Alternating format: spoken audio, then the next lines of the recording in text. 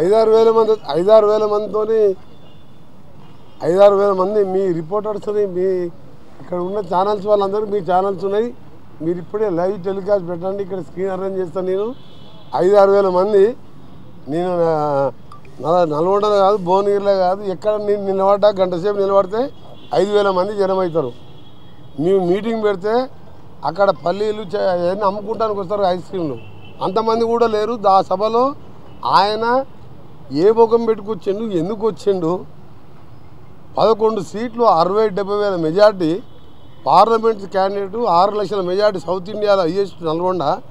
Next భువనగిరిలో 3-4 లక్షల majority, ఏదో ఏకలింగం 2-3 వేలతో గెలిచి ఇంకా ఎందుకు వచ్చిండు నల్గొండకు? ఫ్లోరైడ్ని పెంచి పోషించిండు 10 ఏళ్ళల్లో.